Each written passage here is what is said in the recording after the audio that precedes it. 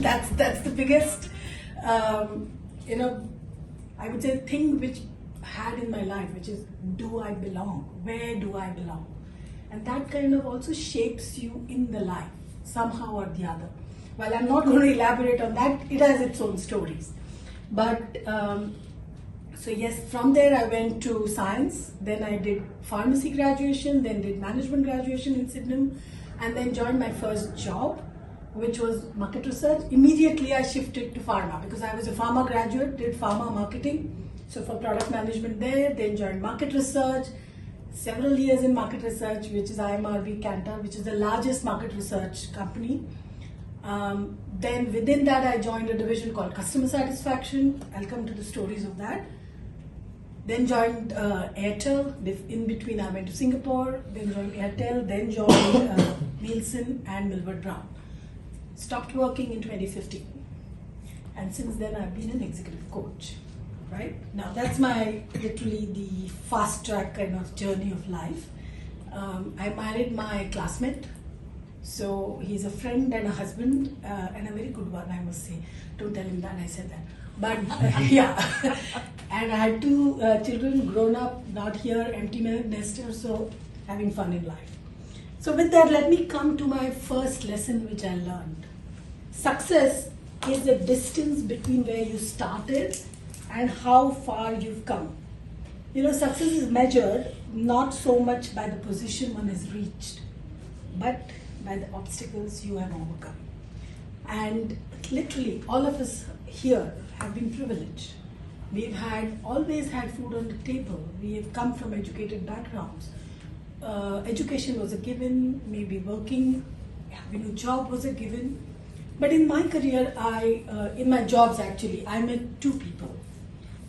And they are the ones who taught me this lesson. So one of them was a peon from, this was in my second job in Mumbai, he was a peon from a very tiny little village. And I generally talk to people, so I happened to know him. He was obviously not literate. He came to Mumbai, started as a coolie on the railway station. And then from there he joined Adeco. All of you know Adeco, right? Yeah. He joined Adeco as a helper in a warehouse, godown. Just from there he came to our office. I mean, maybe in between he must have done a lot of offices. But just his intelligence and his resolve and his ability and his thinking and a dream that he needs to support his family and do something of himself literally allowed him. Now, I might just look at him as a peon, but the distance he traveled to come where he was is far bigger than the distance. So I might have reached here, he reached here. Doesn't mean a thing because he's traveled a mile and I have traveled only half a mile with a much better, circumstance. He, in our office, he had become the person who was in charge of 22 office boys. And you can imagine, that means he had that leadership capability. And frankly, today there are very few leaders who may have a span of 22 to manage. And that to illiterate people or maybe people who might be adamant and etc. I mean, same issues, frankly. So it's literally that distance. Another guy who had come from Uttarakhand and he was in Airtel, not Airtel, sorry, with IMRB with me, and he was an admin guy. Always smiling, always, ready to. And then one fine day, during my coaching actually, much later I got to know about his story. So his father had just sent him off to Delhi saying, you stay with this, relative from the village. And he stayed in an outhouse. He stayed in Lutyens, Delhi, but some outhouse in some charpai, and that's how he worked as a servant over there. Sheer brilliance, sheer service orientation, relation. You see him anytime he's smiling. You see him is always the problem solver. And today he's a senior VP as one of the largest advertising agency. Awesome. So that is where success is. Absolutely awesome. I mean, whether it is Sandeep who was a peon or Inder who is where he is, I feel, some of us just feel we are successful because we've held a title. To start with, I think we need to measure success by the obstacles you've overcome by the attitude you have held, and most importantly, by the distance you have traveled to be where you are. So in your life, just because you see somebody who is poorly dressed or maybe can't speak English, and currently there is a beautiful ad going on by Axis Bank, but just because he doesn't know, you don't know the travel which he has come with. So that changed my view about everybody. The first thing by the Axis Bank is Forum Bharna, madam. Forum. Correct. Beautiful ad. I just loved it. So that was my lesson. So this was the first lesson. The second lesson is, and this is a little funny, but very important, which is I learned productivity from poultry. And you may ask, why poultry? Frankly, I told you I joined after my second job was pharmaceutical marketing, and I was the product in charge for animal health product. Okay, now what is an animal? So all the pharmaceutical antibiotics which you and me have, the same go in animal feed. Okay, now I'm a vegetarian, but I was managing this poultry, products, animal health products for poultry. Now, during those 6 years of mine, I must have visited at least 100 poultry farms. And right from this tiny little, cane kind of cages, cane meaning wood, not wood, whatever, cane. Or the large farms which had lakhs of poultry, chicken in there. So, why poultry? The beauty of it is, and at that time, and this is a long time back, I don't know what's the latest number, but essentially, if that broiler chicken, broiler or layer is the one which gives eggs and broiler is the one which all of us eat. So the broiler chicken, if it does not put weight of 1.5 kilos within 6 weeks, it's a loss. So every day they measure how much weight is being put, how much food is being given, how much movement is being done, because you can't, if you move too much, you're not going to put that much of weight. So it's an intolerable way. So in this much of cage, there are 3 chickens which are being put in, broilers. Now I think there is a little bit of a difference in the way they farm. They just let them loose. I'm sure it's not very effective though. They feed antibiotics because any disease is not okay. Any disease you cull. Now the whole point is, if you consistently see that the chicken is not, I don't know what you call, but that chicken doesn't make that much of weight regularly, it is culled. Culled means killed. So the whole point is, unless you are productive, you are not going to be grown. There's no emotion here. It is pure business. Right? So, I'm sorry. Right. So the whole point is, some of these farmers are illiterate. They have not done management graduation. But for them, they understand productivity very well. Because that's very, very essential. So every input counts, every delay counts, every food, little grain which you give counts, everything counts. It's just business. For me, life is so important, and we look at life very differently. For them, it is very, very clear, right? So thank you. I'm going to choose and pick my lessons now. This was the second one, okay? The third lesson came in pretty early, which is, I loved my boss. But my boss did not learn how to draw boundaries. And no, this is not a story of DEI. Okay, so essentially he was my first boss, and he was so good. He was very caring. All of us respected him. He was one of the best market researchers in the field. After leaving that first company, I joined a pharmaceutical company, and then after a few years, he called us saying, Surekha, I'm going to start a new company. Would you like to join? And without even thinking, I said yes, because there was so much to learn from that man, and I joined. Unfortunately, 147 other people also joined. Why? Because he selected few 10, 15 people to start with.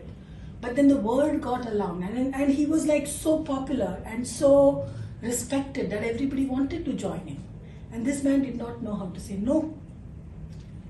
147 people joined. And while, I was very proud that this is the first market research company which is going to get funding from IDB. I actually wrote the project. We got 10 crores. Seems small now, but at that time it was big. But 10 crores is not going to sustain all the initial investments, the salaries, and so on. So this man did not know how to draw boundaries. You need to be able to say no so that you can say yes later. And he couldn't do that. In the process, I left after 2 years because last 3 months' salary we could not get. And it was one of the lessons in my life that say no on time so that you can say yes later. Right? So that's one of the things, yeah. The leader might have a lot of affection, he might be great, but he has to be a leader. He has got a responsibility to carry the organization through. Okay, right. Given that this is 5 more minutes? Yeah. Okay, so let me then skip some of them. Actually, to quickly say, so I was in quantitative market research. That's supposed to be the best in market research, and that's what gets you the higher positions. I wanted to move from Bombay to Delhi because of my husband's job. And so I was all kind of set to take over here in Delhi for quantitative research, one of their divisions, till like 1 week before. And then my MD, Mr. Ramesh Thairani, comes and says, Surekha, no, you're not joining quantitative research.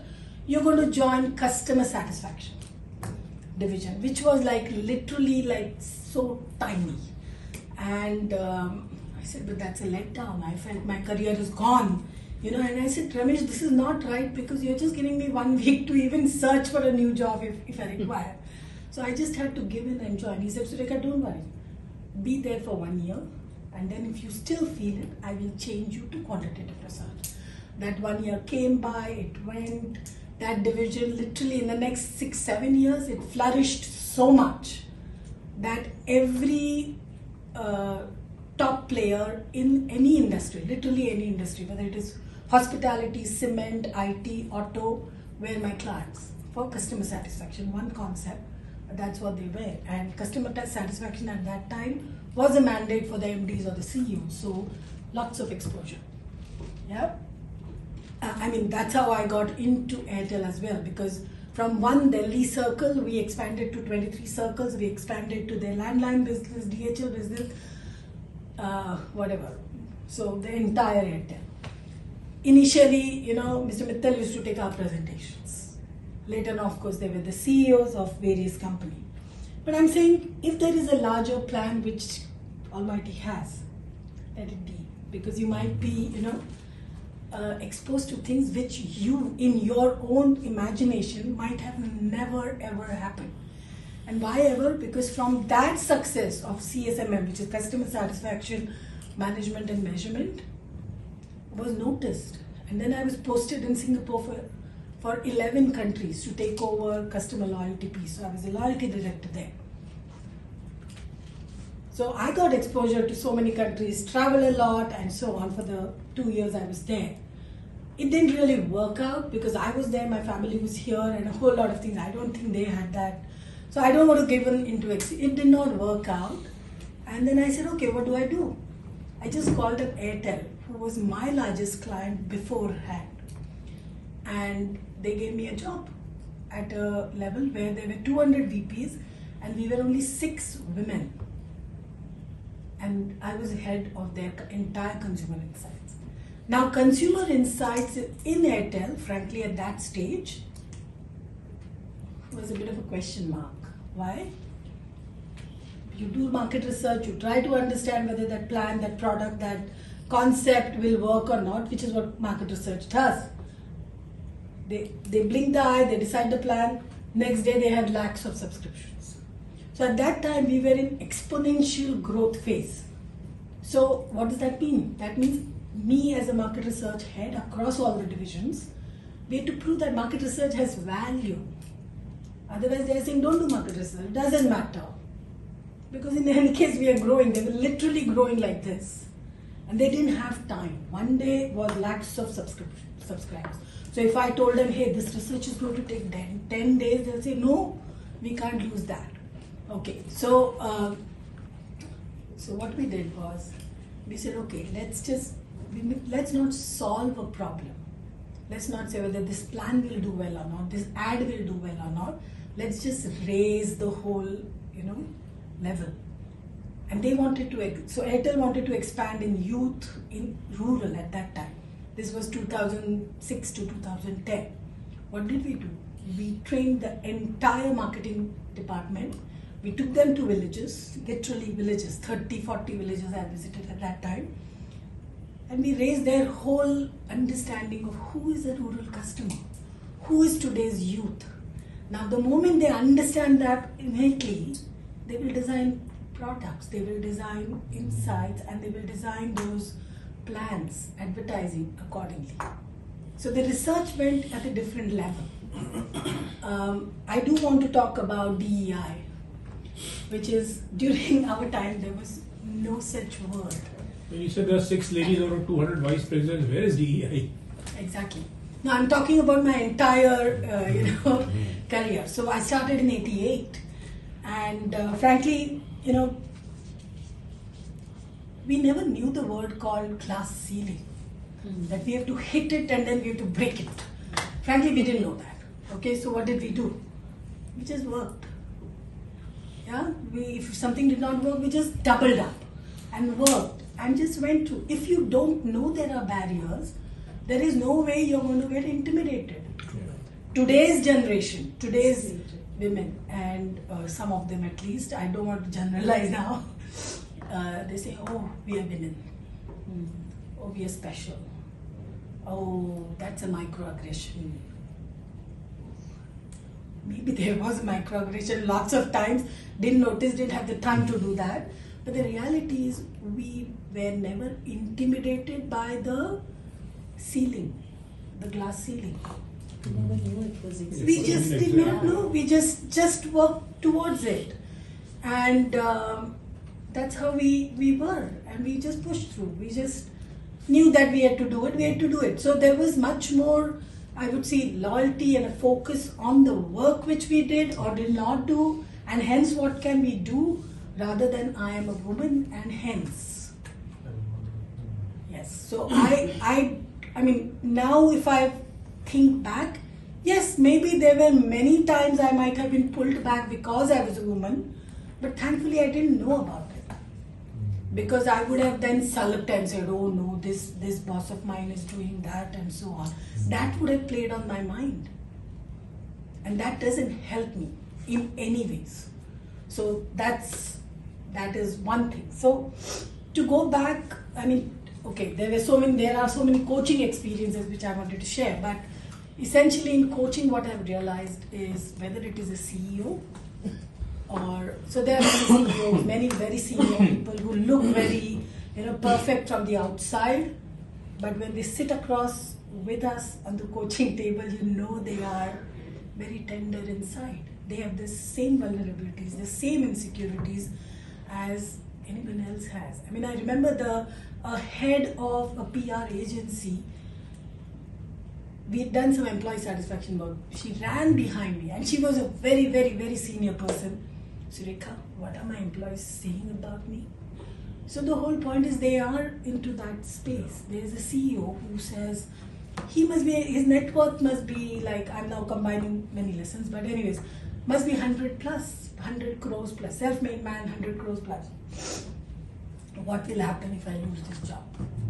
Sit at home and enjoy, but no, what will happen if I lose this job? And many such experiences. So I'm saying with coaching, it allowed me to understand that all of us are equally vulnerable, equally tender inside, equally insecure inside. And hence, I needed to drop my judgments further. So no judging anybody, anytime. All of us have something or the other which is great, something or the other which needs to be tended to. And that's what to me comes very easily now. Took time. I mean, of course, I'm not like the Sthita Prajna of Gita, long way there, from there, but yes. every coaching session to me is actually 2 sessions. One which is the client taking, one for me. Absolutely. So that just makes me very different. So who I was to who I am is a very, very different person. So to me, success is really about, in this instant, am I at peace? Have I given my best? That's all I will kind of care for, because frankly, that's how all that matters. Because within ourselves, one of the basic things is, success could be, do you like yourself?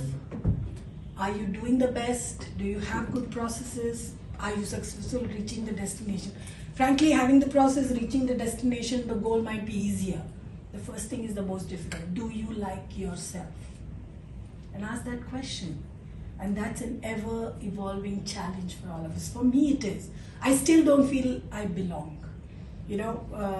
Like in the school, I asked my parents, why was I born? So the same thing happens. Do I belong?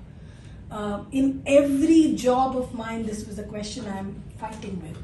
Right from, say, 6 VPs out of 200, do I belong at this cadre? Or maybe I was the 4th person, my husband is 4 brothers, I'm the youngest, he's also the youngest, I'm a Maharashtrian, rest of them are Bengalis. Do I belong?